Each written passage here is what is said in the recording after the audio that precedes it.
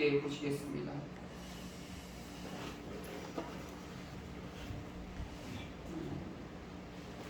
오늘은 다 함께 우리 함께 봉독했습니다. 말씀이 짧으니까 함께 봉독합니다. 9절부터 시작. 그때 예수께서 갈릴리 나사렛으로부터 와서 요단강에서 요한에게 세례를 받으시고 곧 물에서 올라오실새 하늘이 갈라짐과 성령이 비둘기 같이 자기에게 내려오심을 보시더니 하늘로부터 소리가 나기를 너는 내 사랑하는 아들이라 내가 너를 기뻐하노라 하시니라. 아멘. 오늘 말씀 제목은 제자된 삶의 시작, 제자된 삶의 시작이라는 제목을 가지고 함께 말씀을 나누려고 합니다. 예수님이 본격적으로 사역을 시작하시는 그 말씀이 오늘 이 마가복음 9절, 1장 9절부터 시작이 돼요. 본격적인 이 땅의 사역이 시작되는 거예요. 사실 이전에 본격적인 사역이 있기 전에 예수님은 40일간 금식 기도를 하셨어요. 40일간 금식 기도를 하시고 사단의 시험으로부터 이겨내고 승리하고 그러고 난 다음에 본격적으로 사역을 시작해요. 우리가 왜 기도해야 되나요? 왜 기도해야 되나요? 뭐 이렇게 좀 어떻게 보면 미련한 질문인 것 같지만 예수님이 하셨기 때문에 그래요. 예수님이 공생애를 시작하기 전에 기도하시고 금식하시고 이러한 단계를 먼저 하셨어요. 먼저 하셨어요. 그래서 우리가 모든 교회에서 순서를 할 때도 기도로 시작하겠습니다 하잖아요. 기도로 시작하겠습니다. 뭐 순서를 바꿔도 되고 밥 먹고 나서 감사히 먹었습니다 기도해도 되지만 우리가 밥 먹기 전에 하나님 주신 음식 감사히 먹고 맛있게 먹고 하나님을 열심히 하겠습니다 이렇게 기도하는 것처럼 또 아침에 우리가 기도로 아침을 시작하잖아요. 새벽 기도하는 데 있고 아침 기도하는 데 있고 아침 묵상으로 하는 데 있고 모든 하나님의 사역들, 아니 이 땅에서의 모든 삶이 시작할 때 다 이렇게 기도로 하는 거예요. 아기도 태어나서 유아 세례를 주고 기도로 하나님의 백성임을 선포하면서 시작을 하잖아요. 기도는 언제 해야 되는가가 아니고 시작할 때 무조건 해야 돼요. 우리가 어떤 일들을 놓고 예를 들어서 수련회를 제가 준비했을 때도 그렇죠. 수련회를 준비할 때도 장소 다 정해놓고 뭐 해놓고 사람들 다 하고 프로그램 다 짜놓고 하나님 이거 잘되게 해주세요 잘되게 해주세요 이게 보면 맞는 것 같지만 가만히 생각해보면 모든 계획과 생각들을 내가 다 짠 거예요. 내가 다 짜놓고 하나님 이 계획 내가 짠 계획 잘되게 해주세요 잘되게 해주세요 하는 거랑 똑같은 거예요. 기도할 때부터 이번 수련회는 이번 교회 행사는 어떠한 방향으로 어떠한 모습으로 2023년도 시작할 때 어떻게 이 한 해를 시작해야 될까 다 계획 세우고 하나님 부응하는 한 해 되게 해주세요 이게 아니고 기도하면서 하나님의 뜻을 묻고 비전을 세워 나가야 된다는 거예요. 우리의 삶의 모든 계획들도 이러한 모습으로 나아가야 되겠죠. 예수님도 공생애를 시작하시기 전에 기도하셨던 것을 우리가 배울 필요가 있어요. 또 새벽에 오히려 미명에 사역을 시작하면서 예수님은 능력도 많으시지만 그냥 하셔도 능력이 나타날 수 있을 거라고 우리가 생각이 되는데 예수님도 새벽 오히려 미명에 한적한 곳에 가셔서 기도로 시작했어요. 피곤할 것 같고 그렇지만 그 기도를 통해서 하루에 그런 기적을 베풀 수 있었고 또 많은 사람들이 핍박하고 조롱하는 가운데서도 그것을 이겨나가면서 사역을 계속해서 이겨나갈 수 있었던 거예요. 기도였어요. 오늘 본문 말씀은 세례 요한의 삶의 모습을 보여주면서 세례 요한이 나는 너희에게 물로 세례를 베풀거니와 그는 너희에게 성령으로 세례를 베풀리라 하면서 나는 물로 베푼데 그가 예수님이죠. 예수님은 성령으로 세례를 베푼다고 그랬어요. 성령으로 세례를 베푼다고 그랬어요. 물 세례와 성령 세례가 있다는 거죠. 우리가 받았던 세례는 일종의 물 세례라고 할 수 있어요. 물 세례. 오늘 본문은 이러한 세례 요한이 이러한 말씀을 한 다음에 그때에로 시작해요. 그때 세례 요한이 이렇게 말씀을 전한 사람들에게 전한 바로 그때에 예수께서 요단강에 오셔서 요한에게 세례를 베푸는 거예요. 세례를 베푸는 거예요. 아니, 요한에게가 아니고 예수님께 세례를 받으시러 오시는 거예요. 오시는 거예요. 사실 예수님이 공생의 사역을 시작하면서 기도로 준비했지만 또 바로 시작하기 전에 바로 해야 되는 게 바로 이거였어요. 세례라는 게 뭐예요? 우리 기독교의 성례에는 두 가지가 있어요. 하나는 세례가 있고 하나는 성찬이 있어요. 저도 이 성찬을 넣고 요즘 고민하고 있어요. 이 성찬 매일같이 원래 성찬을 해야 되는데 성찬을 하고 떡을 떼고 주님의 살과 피 하면서 이렇게 성찬을 해야 되는데 이게 기독교의 성례예요. 예식, 예배를 드리는 자들이 고백을 하는 거예요. 천주교는 이런 게 매일같이 이렇게 잘 성례전이 굉장히 잘 되고 있는데 우리 개신교에서는 특별한 절기 때만 하는 것 같아요. 특별한 날 때 뭐 많으면은 뭐 한 4번, 뭐 적게는 한두 번 뭐 이렇게 하고 있는데 이것들은 주님이 친히 세우신 거룩한 예식이라고 할 수 있어요. 이게 주님이 하셨던 거예요. 사람이 세운 게 아니고 주님이 하셨던 거예요. 우리가 세례를 받잖아요. 세례가 의미하는 상징적인 게 뭐예요? 침례교는 물에 다 담그잖아요. 온몸을 다 담궈요. 그러니까 물을 담궜다가 뜨면서 우리의 세상의 모든 죄들이 싹 찢겨 나가는 거예요. 그러면서 우리가 이제 세상에 죄인된 인간의 몸으로 사는 것이 아니고 하나님의 백성으로 새롭게 태어난다라는 의미를 가지고 있어요. 그래서 우리가 세례를 베풀 때 성부, 성자, 성령의 이름으로 세례를 베푸는 거예요. 이젠 하나님의 백성이 되셨습니다 라고 선포하는 거예요. 옛사람이 죽고 이제 하나님의 은혜 가운데 죄 씻음을 받아서 이제 그리스도와 함께 동행하며 나아가는 그 상징적인 예식이 바로 세례예요. 세례. 또한 성령으로 거듭나고 새롭게 하심은 우리가 주님께 속해졌다는 약속이에요. 우리가 세례를 받았는데 그 세례의 모습으로 세례받은 그 의미대로 살아가고 있는지 우리가 좀 돌아볼 필요가 있어요. 우리가 물세례는 우리가 목사님들을 통해서 성도에게 물을 부면서 성부, 성자, 성령의 이름으로 해요. 그런데 예수님도 이런 세례 요한을 통해서 물세례를 받았어요. 물세례를 받는데 거기서 끝난 것이 아니고 10절에 보니까 물에서 올라오실새 하늘이 갈라짐과 성령이 비둘기같이 자기에게 내려오심을 보셨다고 그랬어요. 이게 뭐예요? 성령께서 베푸시는 거예요. 세례 요한을 통해서 물을 통해서 담궜다가 예수님을 세례를 이렇게 하는데 그 순간에 성령께서 오셔서 성령 세례가 임한 거예요. 그래서 우리가 성령 세례를 받자라고 얘기하는 게 바로 그거예요. 성령과 동행하는 삶을 살아야 된다는 거예요. 성령과 동행하는 삶 어렵지만 늘 우리가 스스로 돌아보며 내가 주님의 뜻대로 살고 있는지 성령과 동행하며 살고 있는지 늘 우리를 돌아봐야 된다는 것이죠. 마태복음 3장 13절 14절에 보니까 이때 예수께서 갈릴리로 요단강에 이르러 요한에게 세례를 받으려 하신데 오늘 본문과 같은 말씀이에요. 요한이 말려 가로되 내가 당신에게 세례를 받아야 할 터인데 당신이 내게로 오시나이까? 예수께서 대답하여 가라사대 이를 이제 허락하라. 우리가 이와 같이 하여 모든 의를 이루는 것이 합당하니라 하신데 이에 요한이 허락하는지라 그랬어요. 어떤 사람은 얘기해요.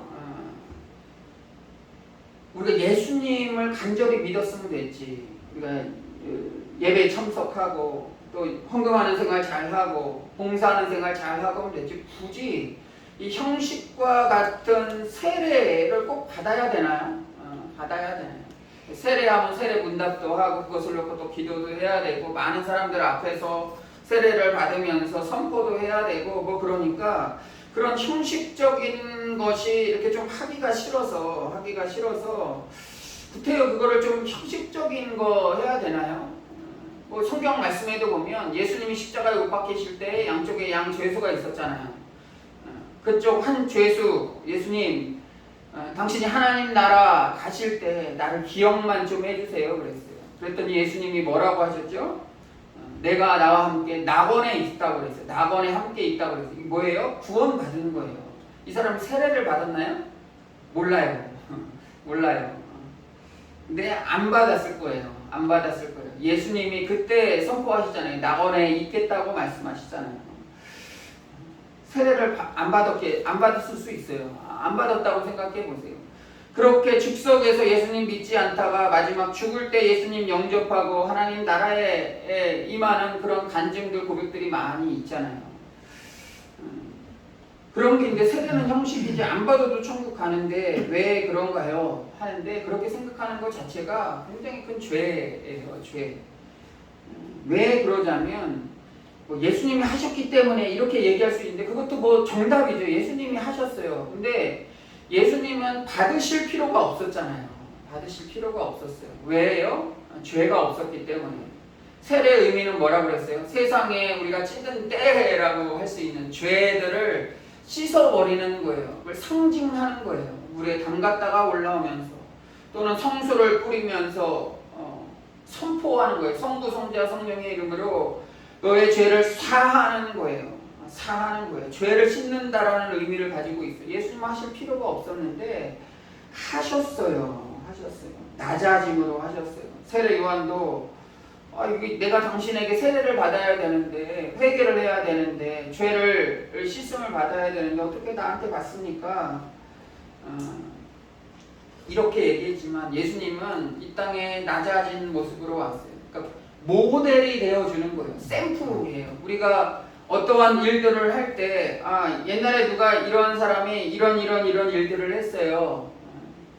과거에 누가 했던 그런 것들을 목록화해서 이 일들은 이렇게 해야 되는구나 라고 생각하는 것처럼 매뉴얼이라고 하죠. 매뉴얼. 이 매뉴얼이 있으면 일하는 데 있어서 굉장히 편해요. 예수님이 하셨어요. 예수님이 쓸데없다면 이게 형식적인 거라면 만약에 율법에서 나오는 그런 형식적인 거라면 예수님도 받은 걸로 치고 이게 중요한 거 아니다라고 얘기하실 수 있지만 예수님이 친히 오셔서 세례 요한에게 세례를 받으셨다는 것은 이게 얼마나 중요한 일인지 말씀하고 계시는 거예요. 허투루 하지 않으시잖아요. 중요한 의미를 가지고 있어요. 그것도 공생애를 시작하기 전에 꼭 이 세례를 받은 의식을 먼저 하고 난 다음부터 공생애를 시작했어요. 정말 중요하다라는 거, 정말 중요하다는 걸 예수님이 몸소 보여주시는 거예요. 우리가 세례를 받았잖아요. 세례를 받았어요. 물론은 다 세례를 받았어요. 날짜를 기억하지 못할 수 있지만 세례를 받은 거는 아마 기억하실 거예요. 그때 그냥 물을 한번 이렇게 찌끄리면서 세례 받았다. 나도 이제 세례 교인이다. 그럼 맹숭이라고 그러나요? 뭐 그렇게 받으셨다면 새롭게 주님께서 성령과 동행하며 성령께서 주시는 그 물세례 말고 성령 세례를 간구할 필요가 있을 것 같아요. 성령께서 함께 하시는, 성령께서 우리가 동행하시는 그러한 삶으로 우리가 살아가시는 거죠. 예수님은 하나님의 뜻을 이루겠다는 예수님의 절대 순종의 모습으로 내려오신 거예요. 그렇기 때문에 세례 요한에게 세례를 받고 그랬던 거예요.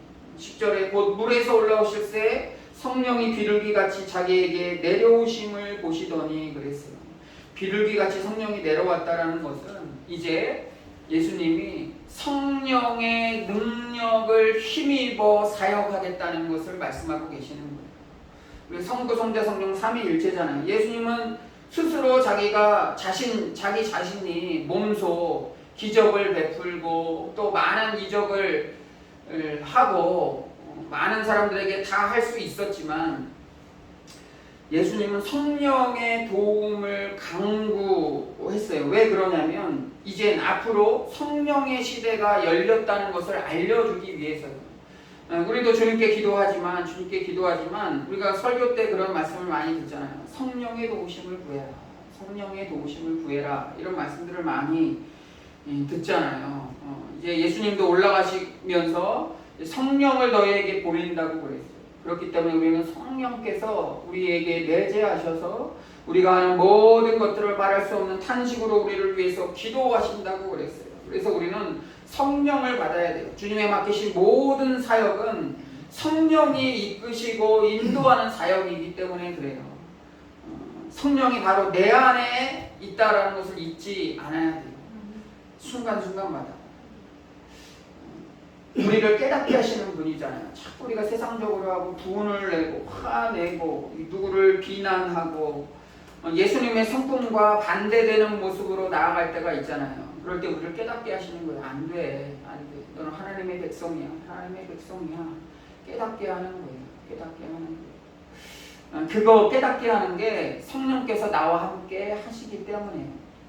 근데 우리가 양심에 털났다고 그러죠.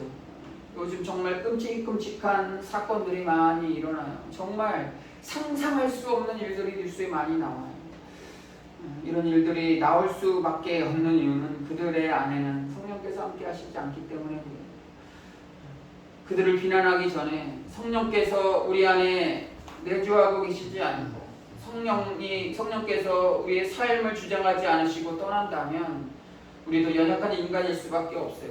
그들과 종이 한 장의 차이일 수밖에 없어요. 그들과 우리가 다른 것은 성령께서 우리와 함께 하신다라는 것이죠. 예수님도 간절히 기도하실 때 성령을 받을 수 있었어요. 우리 역시 성령을 받기 위해서는 간구해야 돼요. 너희가 악할지라도 좋은 것을 자식에게 줄 줄 알거든. 하물며 너희 천부께서 구하는 자에게 성령을 주시지 않겠느냐. 누가복음 11장 13절에 이런 말씀을 하시죠. 구하는 자에게. 구하는 게 뭐예요? 우리가 간구하고 기도하는 거예요. 성령을 주시지 않겠느냐. 우리가 세상적인 물질과 성공과 어떤 그 권력과 같은 큰 힘을 받기 위해서 우리가 간구하는 것이 많이 있는데 성령을 간구하는, 성령을 구하는 거예요. 성령을 구할 때 성령을 하나님께서 주시지 않겠냐라고 말씀해 주시는 거예요. 성령께서 동행하심을 우리가 간구하라는 거예요. 기도하라는 거예요. 우리가 기도할 때 성령께서 들으시고 우리 안에 오셔서 우리를 주장하시고 우리의 모든 삶을 함께 동행하시는 것들을 경험하시기를 주의 이름으로 기도합니다.